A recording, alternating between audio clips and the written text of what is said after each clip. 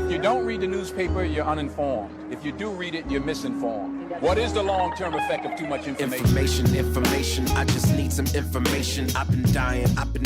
Is it lack of education? I've been reading without any transformation. I'm addicted. Is it overstimulation? Hey. Welcome to the Sixth Sense Report. Hear ye, come one, come all. You are listening to the Sixth Sense Report with Joel Nikoloff and Darnell Samuels. Yo, man. The world ain't ready for this one. That sounds a bit extreme, but maybe the church is not ready for this one. Oh, yeah. Right? Yeah, fair enough. Well, I mean, I say the world because to some extent, you know, the church, and specifically one church, is kind of putting itself in conflict, both with potentially other churches, but the state. And so, you know, church versus the state technically is a world issue. Well, if you guys didn't guess, we're talking about John MacArthur opening up his church in light of the COVID restrictions on the church to open. And it's funny because, you know, this issue is bound to come up, I think, in light of, you know, COVID happening, the COVID lockdowns happening around the world. And, you know, it posed the question to the church, like, what should we do? This affects us practically. So, like, Joel, how did it affect you, COVID and not being able to go to church? Because some people say it doesn't really matter whether you go or not. Did it affect you?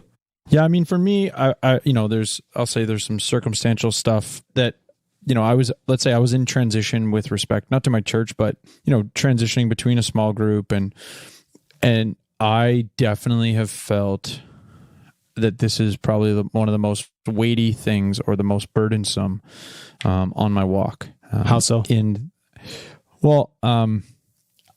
I would say for the, you know, so I go to Hope Oakville, Hope Bible Church Oakville, and I started going there like 5 years ago. And I think Jenna and I got into a small group basically right away. And, you know, going to church and going to small group, I don't know if refreshing is the right word, but, you know, the idea of being in the Word and renewing my spirit is one of, like, I felt that more than anywhere. I felt that while doing church in community, if that makes sense, right? So, or being in the Word in community, I should say. And just based on, you know, circumstances leading up to this, I was transitioning from one small group that sort of was falling apart, not because of anyone's fault. Just, you know, let's just say the group had run its course, people's schedules were changing, and we all needed to find a new small group that worked with our new schedules. And like, I was about to join a small group that got squashed, and I've just, you know, I honestly feel a yearning for that community. You know, yeah, listening to sermons. Yeah, I'm in a Zoom calls, you know, small group, which I do love. But I know it feels good and feels uplifting and renewing my spirit.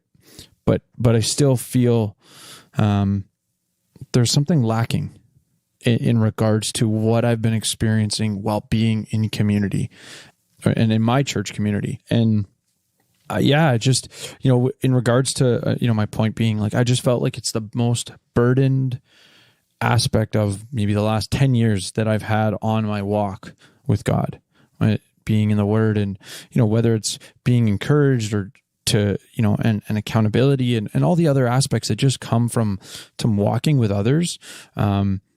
It's not the same. It's, you know, like church capacity right now is like 30%. We're doing church. We're living in the body at a diminished percentage than I would argue we're called to. And personally, I have felt it just in my spirit, just weighty and I'll say agonizing to get back to being in community. What about you? Where do you kind of fall on this? I mean, you've always, you know, you go to a slightly different church in the sense that, I mean, we both commute to our church, but Yours is a little farther than mine. So Yeah, I'm in the heart of the city, so I attend Jarvis Street Baptist Church. And yeah, it's the same thing as everybody else. Just the way how it's affected me not attending. You know how barbershop talk where people say, you know, I don't have to go to church to be a Christian. I can sit at home and do church at home.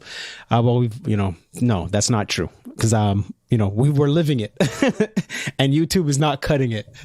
YouTube and just the lack of discipline, rolling out of in your pajamas and your wave cap and sitting in front of the computer with your wife and eating breakfast, and generally it's not the same. No, it's not the same, and then you miss the fellowship, and that's where it really hits me. The fellowship.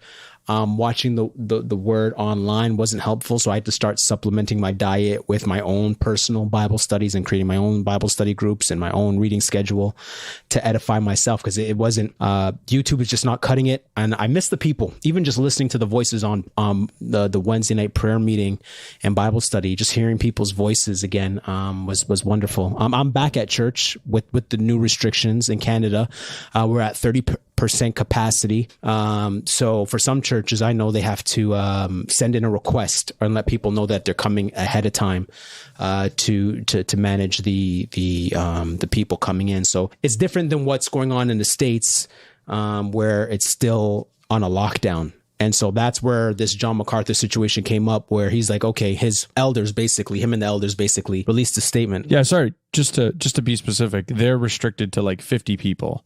As opposed to 20% of your capacity with social distancing rules.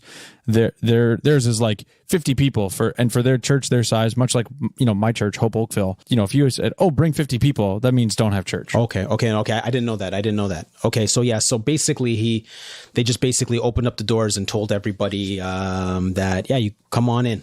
And against the government's restrictions. So, and then that's been the hot topic for the past couple weeks. So one of the key things that stood out in the statement. But before we get that, I just want to clarify to the listeners the importance of church polity and how these things work.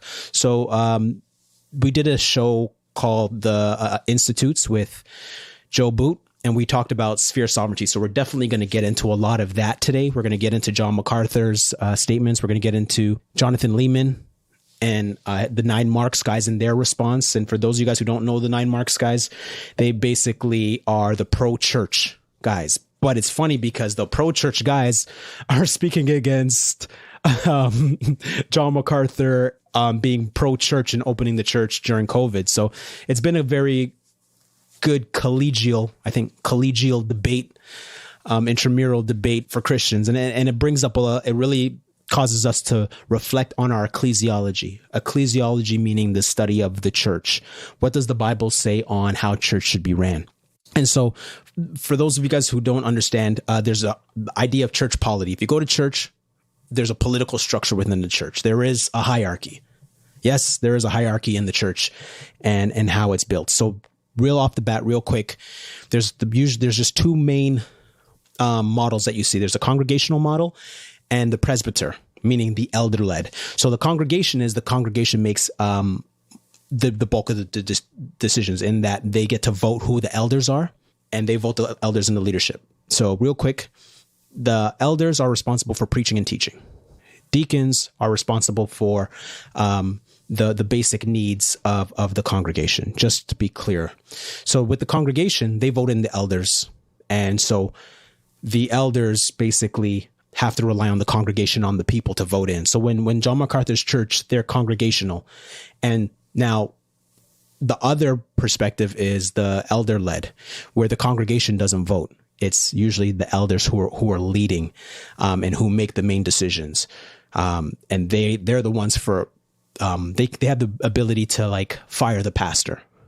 They're the ones who are responsible for hiring the pastor, as opposed to congregational. The congregation is responsible for it. The pros and cons. The pro to the congregational led is that the power is not consolidated with the elders, right? The congregation can pull guys out right? They can pull guys, the leadership out. The con of the congregational is that it's more messy because you have people who are not as mature, not as learned or godly as the elders. So you have those guys making decisions, which can be kind of dicey when you have laity making, getting involved in the running of the church, especially when it influences theology. If they're ignorant on theology. Because generally the elders know more than the laity, and so but you have the laity involved in the process.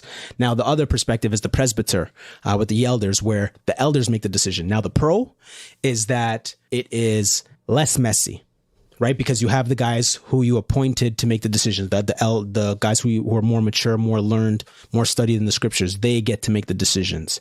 The con, the power is consolidated, and it's hard to pull guys out. It's hard to remove guys out of there. Yeah. Other than, them removing someone like amongst themselves. Right. So for the elders remove the pastor. The congregation can remove the pastor. So with all that said, John MacArthur's church is congregational led. So meaning that it wasn't just John MacArthur sitting on his throne and saying, let it be. Right. That's not the case. The congregation, they probably put forth a motion and they voted and they discussed it and they did it as a congregation, as a team and released that statement. Now, I wanted to jump in because I would say from my reading of this statement, and just everything that I've seen, I got the impression it was more elder led. But I'll take your word for it. I just well, of course, thought maybe some of the listeners would resonate with that. Of course, it's elder. Well, they're not going to say, the congregation, because right at the end of the day, it is the elders who are appointed to make these decisions. And the idea is that the church is an embassy, and that in an embassy they have a diplomatic immunity. Right? Shout out to Dissent. In that. Jim Jones and Hell Rel. Anyways, way back. Cameron killer. All right, back to the back to the topic. Right. So with the church, you guys have to look at it this way. Jesus Christ is the King, and He has His kingdom, and the church is His embassy on earth, and so. The jurisdiction of the church, as an institute, is under the authority of Jesus. Right. So basically people are like, okay, so how does Jesus run the church? Well, He runs it through His word. So when you exegete the word and you go through it, the Bible gives you outline on how to conduct things. So for example, Ephesians chapter 4 talks about elders being given as a gift to the congregation for their good. So God appoints the leaders at every church, everybody who's listening, every church that you're at. Think about it. The elders that are at your church are a gift given from God to you for your growth and your maturity in Christ. And so we trust them, right? We don't pick a church. We submit to the authority of a church, right? So this is why this is happening, in that the elders can say, okay, you know what? We have this authority in the name of Jesus to say, okay, look, we're gonna open to full capacity. One of the things that stood out from the statement was it said, insofar as government authorities do not attempt to assert ecclesiastical authority or issue orders that forbid our obedience to God's law, their authority is to be obeyed whether we agree with their rulings or not. In other words, Romans 13 and 1 Peter chapter 2 still bind the consciences of individual Christians. We are to obey our civil authorities as powers that God Himself has ordained, right? So at this point, he's just saying like, okay, look, in other words, Romans 13, because people will be like, oh, well, we're supposed to obey the government. Like, how are you guys out here disobeying the government when Romans 13 and 1 Peter 2 tells you to obey them? And John MacArthur's acknowledging that like this is still on our consciences as Christians, and we should do that, right? However, while civil government is invested with divine authority to rule the state, neither of those texts nor any other grant civic rulers jurisdiction over the church. God has established 3 institutions within human society: the family, the state, and the church. Each institution has a sphere of authority with jurisdictional limits that must be respected. And, this, was it letter or case statement? Statement. Yeah. It says, the title is A Biblical Case right? So there is a clear resonating with what Joe Boot was talking about, right? Autonomy, spheres of sovereignty. So there's some key words in there that to me signals him and like Joe Boot and Grace T would have, if not the same, a very similar view on sort of what are the roles of these institutions, the church, the family, and the state. And one of something I never articulated it this way, probably until this issue. But I would say that in general, obviously there's some churches might fall outside of what I'm about to say, but in general, I feel like Christians and churches have a very limited and almost no sort of conversations or teaching on what is the biblical role of government. What are the boundaries that God and the Bible prescribe that the state is supposed to fall into? I think I've heard you summarize it, and I've heard Joe Boot summarize it really in the realm of the role of the state is to wield the sword and execute justice. Justice, I mean, me with my libertarian leanings might draw the line of what qualifies as, where justice is required for the state to create restitution. But I think that conversation of, as he laid out in his article, when should we be pushing back on civil government who is going beyond the authority that they're prescribed for and coming into the sphere of sovereignty that God has given to whether the family or the state or the church. And so, my thought is that this is sort of highlighting, even though there's some good discourse, I think your point is really, really accurate, that the 9Marks, for example, article, I thought was well written and respectful, while I would say seems like they would disagree. Right. But the key point is where do they disagree? Right. So because in the John MacArthur article, he goes on to say, render to Caesar the things that are Caesar's, and to God the things that are God's. Mark chapter 12, verse 17. Our Lord himself always rendered to Caesar what was Caesar's, but he never offered to Caesar what belongs solely to God. So that what these guys are basically saying, like, okay, well, yes, there is a distinction, and we want to make sure that, we're not misconstruing what John MacArthur's saying like it's just one side. Right. And so he goes on to say, when officials restrict church attendance to a certain number, they attempt to impose a restriction that in principle makes it impossible for the saints to gather at the church. When officials prohibit singing in worship services, they attempt to impose a restriction that in principle makes it impossible for the people of God to obey the commands of Ephesians chapter 5, verse 19 and Colossians chapter 3, verse 16. When officials mandate distancing, they attempt to impose a restriction that in principle makes it impossible to experience the close communion between believers that is commanded in Romans chapter 16, verse 16, 1 Corinthians chapter 16, verse 20, 2 Corinthians chapter 13, verse 12, and 1 Thessalonians chapter 5, verse 26. In all those spheres, we must submit to our Lord, right? Now, even in Toronto, even though we're open, there were suggestions given by the city, and we'll post that in our show notes, restricting us from singing and from doing communion. And some churches have, in some cases, are not singing, have reduced their singing, or not practicing communion. And so now you're kind of like, okay, well, yeah, we'll get into that. We'll get into that a little later, but yeah. Well, and obviously the ability to fellowship, the ability to have conversations, those things are also restricted, so where you might normally have a coffee table in the church, that's, nope, that's not happening. Right. So there's lots of aspects of how the church is functioning that is basically being mandated to be different. And I think, MacArthur's point is that they don't have that authority. And based on the lack of their biblical authority, we are called as the elders to determine the when, where, why, and how we worship and gather.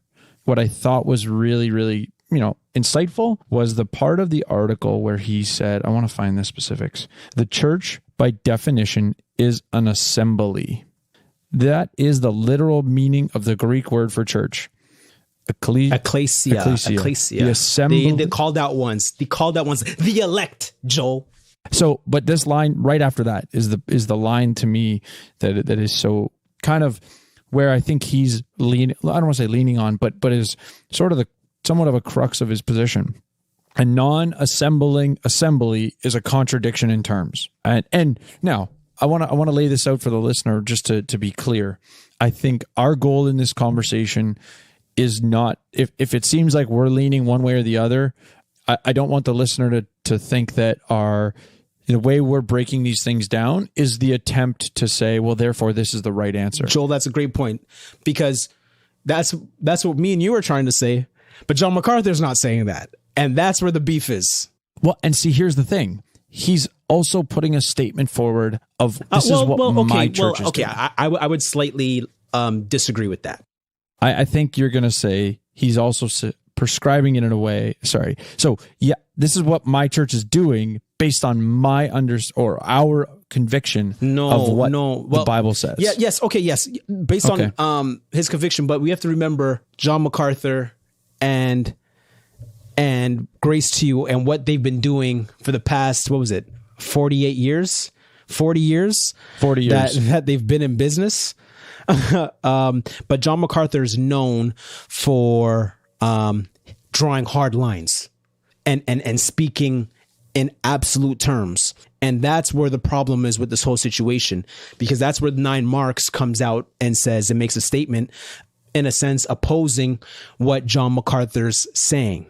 And that's where the beef is coming, because people are saying, okay, well, how are you out here? You guys are the 9Marks guys. You guys are 9Marks of a healthy church. And John MacArthur's church is trying to practice what a healthy church should do. And now you guys are telling us not to.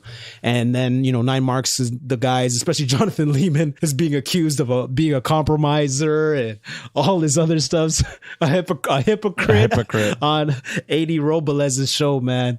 Called him out. And, because Jonathan Leeman released two statements. The first statement, 80 nailed him on it and called him out like, okay, well, it seems to me that you're compromising, because he pulled up a tweet from Jonathan Leeman about him being at a Black Lives Matter rally and promoting it and encouraging people during lockdown to be a part of it.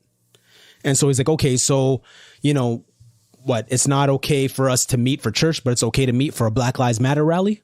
Okay. And he's calling them out in that way. And a lot of people have been asking that question since the George Floyd situation happened and the protests. And people are like, okay, so if these protests are okay and people are okay to gather in this instance, so why can't we gather for church? If Corona is that serious? And that was the contradiction that a lot of people were calling out. Yeah, and see, this is where I think, you can agree with MacArthur wholeheartedly and come to a different conclusion based on one premise: perception of risk. And this is something that when we were talking on Kazingram dialogue with shout Amos, out to IJ. Yeah, Amos. Yeah, when we were talking to them, I kept going back to, okay, but what's the risk, or what level of risk would justify these things? Because I think the risk is so relevant, right? And even, the dialogue between Phil Johnson and Jonathan Leeman sort of goes, that was on Twitter. I can put it was Mark Dever. Oh yeah. And I think Leeman jumped in later. I love Twitter, man. Yeah. So my point though was that in that conversation and when the rally gets brought up and all these things, the point that I'm trying to make is that if you believe I think Leeman's question, or maybe it was Devers, I don't remember which one off the top of my head, was sort of asking, well, why did you shut down in the first place? And MacArthur's church, actually now when you look at the blog, it sort of has a secondary, explanation as to why did we originally submit and now we're choosing not to. And I think it's so fundamental to understand, okay, in March, nobody knew. There was a high level of ignorance. We were concerned. There's a high, highly contagious and highly deadly was the speculation. I mean, I've already hashed out why I don't think it was an accurate sort of concern, but that's a different conversation. And that's a different podcast that we already did. Yes. But the point is, I still said it made sense to be cautious for that. Let's gather more information. And so, to shut down your church temporarily while MacArthur's statement still holds true is all dependent upon what risk are you perceiving. And I mean, there's a great, I'll put in the show notes page. MacArthur put out a sermon that obviously addressing this. That was the very next sermon that he had. The title of it, I have it here somewhere. We must obey God rather than man. He speaks to a little bit of the relative risk. And for their church and their elders, they perceived that the risk of COVID was not substantial enough. And now my point was that Devers, Jonathan Leeman could have all the same convictions, but perceive the risk to be much greater such that they come to a different conclusion. And so this is where there's an aspect of this conversation that I think is so frustrating, where not so much these guys, because I thought their back and forth was relatively cordial, not so, much better than some of the other discourses we've seen in the latter, couple years. Yeah, over social justice stuff. Yeah, exactly. And so, but I think some of like a friend of mine has this Facebook post, and he said sort of, in light of Mark Devers' article, which is fairly balanced approach that neither Jonathan Leeman. Okay. Well, I'm just reading his post. So okay, cool. Yeah, it was Devers' article with Leeman. So I guess it was the two of them. Anyways, it was a balanced approach that neither took away the Christian liberty to meet, but also did not agree to the need for civil disobedience. Comes this article that also raises a fair point. What really are our priorities as Christians? And then this is the crux of his post, why I wanted to read it. It is sad to see evangelical leaders engaged in a shot-for-shot dialogue with each other. Tend to your own flocks. Follow the conscience as it is led by the word of God, and allow other Christian leaders to lead their flocks according to the will of God when they have consciously agreed that the decision is the right decision. Okay, that's good. It's such, and my buddy, shout out Lawren, hopefully he listens. I think he does, but I think it's such of the church having an opportunity right now where we're challenging the state. The rest of the church needs to recognize we have an audience, and how are we loving our brother who we're in disagreement with? Yeah, but you know what, Joel? But in the pushback, in the pushback against that, the argument is that John MacArthur is a bad witness to the world, because what Christians are saying, other Christians are saying, is that you should be not putting other people in harm's way. There was a church in South Korea, and we'll put a note in the show notes. There was a church in South Korea that in the start of COVID continued to meet and further was spreading the virus. And so basically what people are saying is that John MacArthur is being a bad witness to unbelievers and showing them like, okay, well, here's Christians putting more people at harm by continuing to meet. And so that way they're saying, okay, well, no, you're wrong, John MacArthur. And the aspect that John MacArthur speaks in absolutes, and that's just what he does, man. That's just who he is. And that was the beef that Jonathan Leeman and the 9Marks guys had with him. Right. And so I want to read a part from Jonathan Leeman, and I just want to make a note. I have a lot of 9Marks books, and I love 9Marks, and I continue to support them, and I love them, and they help me to build my ecclesiology, and they'll help you. So don't let this one situation be like, 9Marks, I'm done with these guys. Right. So that's just not the case. Or grace to you if you're on the other side. Yeah. Or grace to you. Right. It's just, you got to agree to disagree. But this was Jonathan Leeman's issue. It's possible I misunderstood the GCC elder's statement. I'm happy to be corrected. But to my eyes, it essentially read, this is the way of faithfulness, and we're calling upon the churches to join us in obedience to Christ. Then it asks churches everywhere to demonstrate such obedience to Christ by affirming the statement with a signature. I believe this message was communicated in the title and the opening lines about Christ, not Caesar being Lord. And then open bracket, could it be that other Christians are trying to obey Christ by obeying Caesar? And close close bracket. And it was communicated again and again throughout the statement. For example, compliance would be disobedience to our Lord's clear commands. Here's another statement. Pastors who cede their Christ delegated authority in the church to civil ruler have abdicated their responsibility before their Lord and violated the God ordained sphere of authority. And lastly, our prayer is that every faithful congregation will stand with us in obedience to our Lord.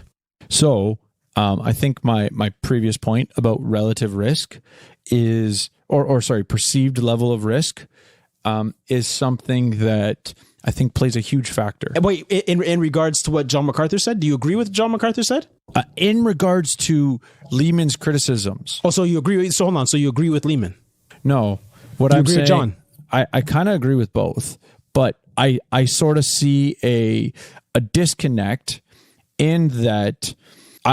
So I would say if John MacArthur was sort of making a proclamation that this, like, there was any proclamations about the risk of COVID, because they reference sort of their levels of perceptions regarding the risk, and that government really, we know government officials cannot be trusted over the history of time. There's always power corrupts absolutely, or absolute power. Obviously that's not a biblical quote, but you get the point I'm trying to make, that politicians over the history of time have demonstrated less trustworthiness than we would like.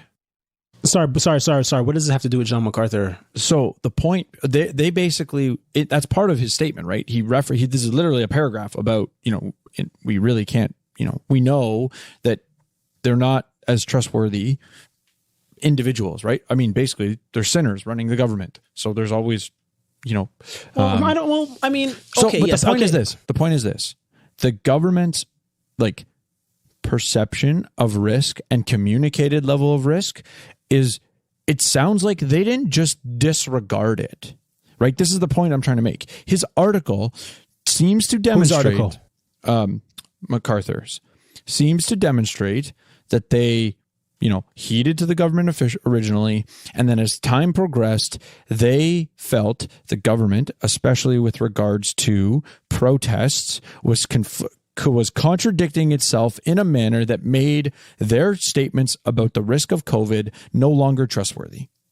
And as a result, they have, there's sort of a one line, and I wish I sort of had it off the top of my head, or I might have highlighted it. I'll see if I can find it. But there's this sense that the elders have determined that the level of risk does not require shutting down. And so there's an aspect where, that's why I kind of said my point about the risk is that, if something was causing your population to potentially die at a rate of 50%, meaning your population of your church, it would be unwise for the elders to say, yeah, we're just going to do church. You are required to come as a congregant, or that is our expectation. I don't think that's the point, though. Well, okay. So the point I'm trying to make is that I think that Leeman's response doesn't totally give room for the idea that if I perceive the risk to be different, I can still agree with MacArthur 100% and come to a different conclusion. Because it goes back to, well, why did we originally shut down? Because his point, or at least from what I've gotten from Grace to You and MacArthur, is this has sort of always been their position, but they have not been in a place where they felt it was necessary to actually say, you know what, you've overstepped your authority, and we as elders within our autonomy, which is, they actually use the word autonomy, which I thought was really interesting. Within our autonomy are deciding that this is what we are going to do because it is what is best for our church and congregants as we perceive the word of God is calling us to do. Now, is it a fair criticism that his article sort of says this is what other churches, we believe this is what all churches should do? I can see the basis for those concerns or criticisms that he's being, his language is so harsh that those who disagree could have a sense of guilt to cause them change their perspective. But I would say that it is written strong enough that those who haven't evaluated these things should be caused to evaluate them. And in that sense, I would say the heavy-handedness is appropriate, right? So, and that's why I keep going back to, even why I read my buddy's quote, because there's an aspect of, as much as MacArthur proclaims these things with so much conviction and confidence his church proclaims it with so much conviction and confidence that it might rub people the wrong way. I mean, I think people are reading into it when there's, let's say, a sense that if you disagree, MacArthur's going to view you as sinning. Well, he is. And that's the way he's speaking, right? Yes and no, because there's very much a sense of our church. This is our church and our church's, evaluation sorry, who's speaking making like the that? case. MacArthur. No, Joel. Joe, that's what I've been saying. John MacArthur doesn't talk that way. He never has. For the last 40 years, John MacArthur has always drawn hard lines. So there's never anything that comes out of John MacArthur's mouth is never, ever neutral. Well, I'm not saying neutral. What I'm saying, though, is that there's if you don't do it my way, or it's my way or the highway. That's how John MacArthur exegetes and preaches. It's not my way. He's not saying John MacArthur's way. He's saying look, this exegesis of the way how it is of this particular issue, strange fire, election, speaking in tongues, all these things he draws hard lines on. And including this. So it's only natural that people would get mad, but it's only natural. This is what John MacArthur has done for the last 40 years. And this is why a lot of people love him, because he just speaks in those absolutes. But again, now this is polarizing, right? Because you're speaking in absolutes. And then it brings up the issue of civil disobedience, right? Is this a civil disobedience issue? Right. And this is what Amin Johnson. Is it Amin from the podcast with KB, Southside Rabbi, I believe. And so, yeah, he released a statement. He was saying like this seems like civil disobedience. But when we had Joe Boot on the show for episode 80, Joel? I want to say 79, but well, yeah, you guys definitely have to check it out, because we go into depth about the spheres of sovereignty and where the overlap happens and where they're allowed to stand alone. But yeah, 79. Okay, so Joe Boot was fighting for a charter change in regards to letting churches in Canada open. And I think what were the numbers of the churches? Because there was a lot of churches that were against Joe Boot trying to get the churches open. Go ahead, Joel. Well, I mean, he wasn't explicit in that. What he had said was, so within Ontario, I say the word only, he said 400 churches sort of co-signed the document. My understanding, I'd have to look it up again.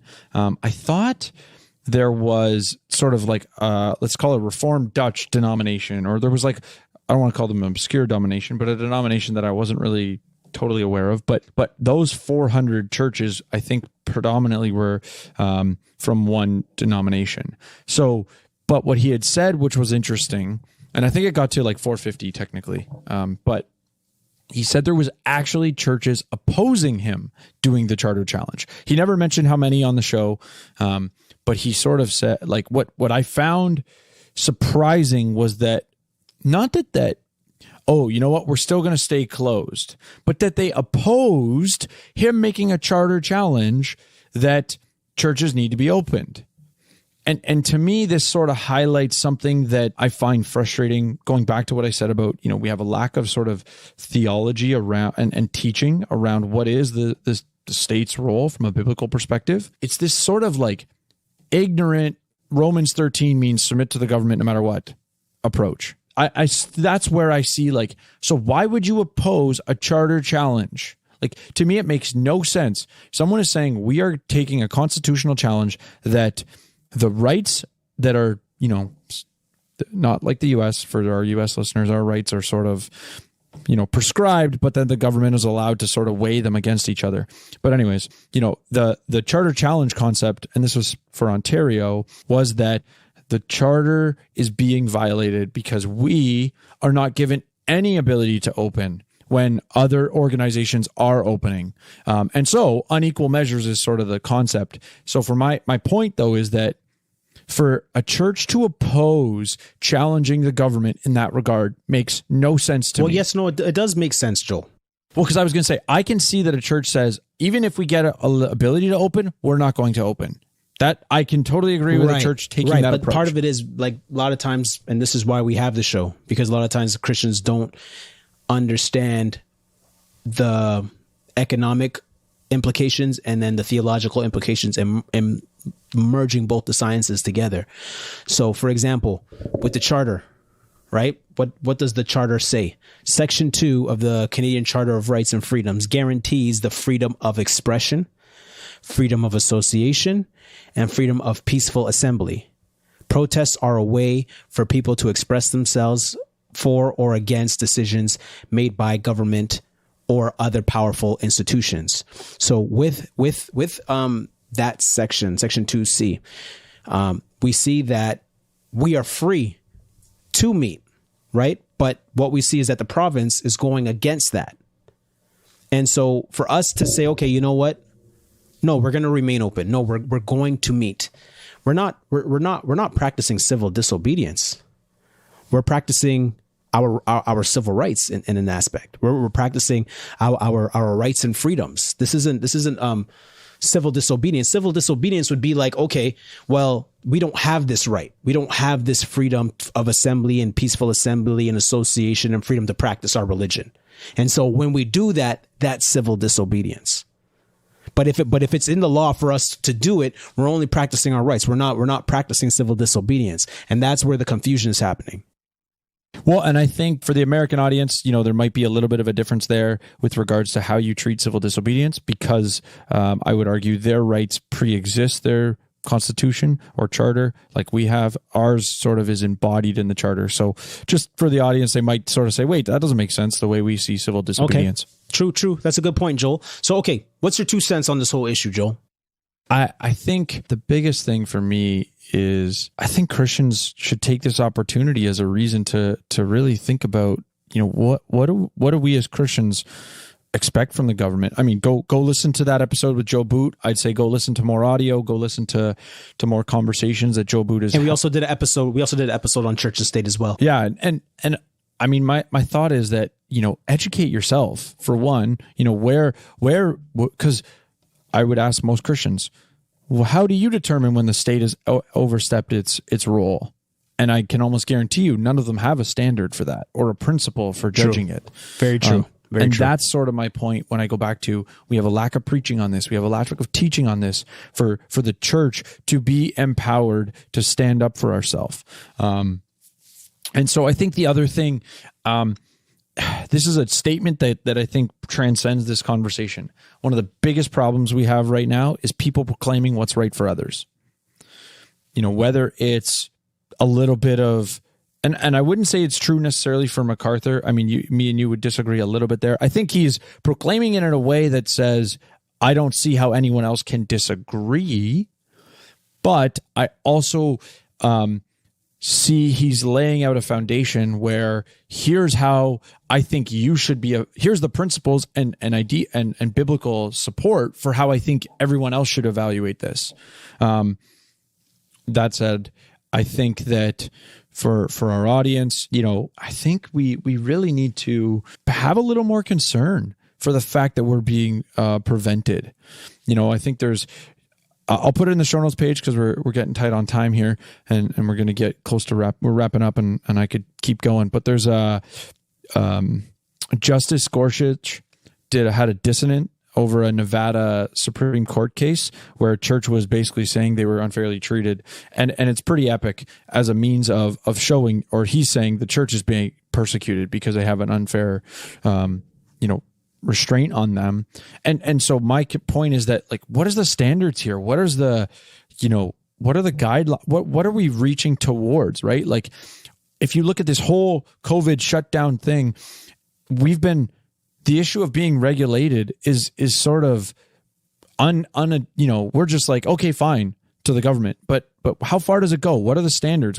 How do we determine when this temporary time is over? I mean, there's this issue with Bill 195 in Ontario, which again I won't get into, but I'll put a good link in the show notes, where essentially we've handed over a whole bunch of additional power to our provincial government that only happens in wartime emergencies, and so we have a huge lack of objective measures from our officials, from our politicians saying, here's, the objective measures that we're trying to achieve. It's none of that. It's, in my opinion, it's pandering to the public after they've been scaring the crap out of us for 2 months or 4 months, with how much of a concern it is. Now, everybody is so scared that the politicians are just, in my opinion, they're going by public opinion. They're governing based on what do the people want me to do, not what is best for the people. And so that's kind of why I referenced the idea of objective measures, right? They're supposed to be the experts, but they give us no standards, no guidance really, other than here's the new rules. You were doing enough, or you were doing everything. We're thankful, but it's not enough. Here's one more thing. And, oh, you know what? 2 weeks later, here's one more thing. And so, at what point in time does it say, you know what? The church can't open at all, or second lockdown, again, without objective standards, just pure whimsical sort of public opinion sway. So Darnell, for you, where do you want to take the listener? Where do you want to leave the listener? What's your 2 cents? Okay. So for me, I call myself a churchman. Some people say, okay, I'm Pentecostal, I'm non-denominational, I'm Reformed. I take on the title of churchman. I love the church. That's what it says on my Twitter, churchman. And I believe that the problem that Christians have is they have a weak ecclesiology. They have a weak understanding of their role in the church and what the church is supposed to do. And so the flip side of what you're saying is what I'm saying is that, okay, look, perfect compliment. So the church, yes, is the embassy. Jesus Christ is the head. The elders are there as a gift to you for your good. But also, the issue of COVID is not an absolute truth. People can disagree on how the numbers are being interpreted, how the numbers are being interpreted, how the disease is being interpreted. There's differing perspectives, and people are kind of acting like this is an absolute truth that people have to heed to, right? And even like with the recent comments from this woman saying that there's a treatment. A treatment for COVID. So like the point I'm making is that there's differing perspectives. With that said, with the church having its own authority and the elders of each church have been appointed by the congregation, even in the Presbyterian model, that the elders are at some point responsible as well, equally responsible. So for the individual, the Christian, you have to think to yourself, okay, if your elders believe that COVID is that big of a problem and you should stay home, then stay home. Mm-hmm. Right. Or but also, right. But if your church believes that, COVID is not that big of an issue, and they decide to open the doors as an embassy, they're allowed to do that. Right. Like the previous episode we did about is BLM sin, the distinction between the church and the Christian. So the church has the authority to open and close the doors, but the Christian has a responsibility to obey the government and to obey Christ. And so I'm going to leave you guys. I would say that going back to the institutes, their focus should be the welfare of their family, right? The concerns of their family can cause them to respond differently. Yes. Okay. Yes. So those are the aspects, but in relationship from the individual to his church and the government, this is the verse I'm going to give you. Romans 14, chapter 14, verse 23. And this one has to do with the issue of meat being offered to idols, the stronger Christian, the weaker Christian. And that verse says, but whoever has doubts is condemned if he eats, because the eating is not from faith. For whatever does not proceed from faith is sin. If you are going to church, like for John MacArthur's people, if they believe that, if they don't believe that that's what the scriptures teach, and they have a conviction not to go, but they go, that's sin. So have faith based on your faith and what you feel that the scriptures are teaching, it would be sin for you to go to John MacArthur's church if you believe that he's wrong. Now, you can still be a part of John MacArthur's church and watch it on YouTube. That doesn't make you not part of his church. All I'm saying is that for the Christian, exercise your freedom in Christ to say, like, you know what, this doesn't affect my conviction. I believe that it would be sin for me to stay home. Or some would say, I believe it would be sin for me to go. Either way, make sure that whatever you guys do, it's out of faith and that you're not sinning. And I think, the fact you brought up Romans 14, it perfectly ties into the, I think some of the stuff I was talking about, not judging each other, with Romans 14, verse 3, right? So same issue. The one who eats is to not regard with contempt the one who does not eat. The one who does not eat is to not judge the one who eats, for God has accepted him. And I think the point being, going back to what you're saying, you make the decision based on your conscience and what makes sense based on your context and, how God's calling you to act to shepherd, your family as the leader of your family within, the church polity that's kind of laid out the options for you. And not judging either the brother in your church who chooses the opposite, whether he chooses, to stay at home and watch, or he chooses to go to church, or if another church is sort of making different decisions. And this is where I would say, as much as MacArthur does speak with conviction and seems to sort of be very, proclaiming, it does lack a sense of judging other people for doing differently. Lack? You mean he is judging? Like No, saying, like, I don't see anything in there that's judgmental of others, other than saying, here's my standard. This is what we think is the truth. If you disagree, I disagree with you, but I'm not judging you. But that was Jonathan Leeman's point, that you're judging. Well, you're being judgmental, and that's traditionally. Remember, this is John MacArthur is the same guy who told Larry King on his shoulder he's going to hell. John MacArthur does not toe the line, right? But I think theologically, looking at it this way, this issue of the church being open during lockdown is a secondary issue. So, right, there's a primary issues in regards to theological triage. Is this a primary issue? It's primary because it has to do with salvation. Secondary issue is like speaking in tongues, the gifts. Those are secondary issues. Those things do not have to do with your salvation. And then you have tertiary issues of eschatology in the end times. So this issue of COVID is clearly a secondary issue. It is not a salvific issue where someone's going to lose their salvation. Now, John MacArthur speaks with hard lines, and he's like, "Look, man, you ain't up on this if you ain't doing it like me." And that's his opinion. And technically you can debate him in the text, and we should be debating in the text about these issues to see where the dice falls. And also, just a side note, for people who are saying that, okay, well, why don't you, why are you guys so consumed with the building? Why don't you just do church outside? That's beside the point, because yes, it's summer and we can do, picnics and barbecues for church, but two twos. It's wintertime. Yeah. What are you going to do then?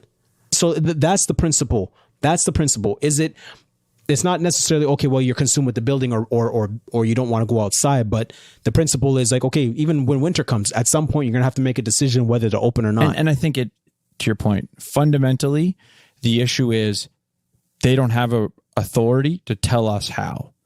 We have that authority. Who doesn't? The government doesn't have the authority from a biblical standpoint to tell the church how to operate. You could, Leeman could argue you shouldn't be doing it in the building. You should do it outside because of the risk. But my point is that you shouldn't be arguing because the government said X, therefore you should do it outside, because they lack the authority to tell you where and when and how you. Now, obviously, if you're not a Christian and you hear me say that, you're going to say, yeah, they have the authority. But that's a different. I'm assuming that non-Christians didn't make it to the end of this episode. Yeah, right. No, Jesus Christ is King. His kingdom is here on earth, and he is planning his church.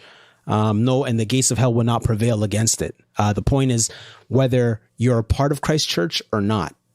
And for the people in the world, that's a whole nother language. But for the Christian, we know that Jesus Christ is the head of the church, unlike the Catholic Church, where they see Jesus Christ as a figurative head, not a literal head, because the figurative head, they believe in Christ, but they believe that the Pope is the literal the vicar, head. the vicar of Christ. Yeah, the vicar of Christ. But for the Christian, we believe that Christ is the figurative head and the literal head. And this is why we go to the text and we derive our knowledge from Christ via his word. And this is why we can argue and make these decisions in this way that are contrary to the culture of the world.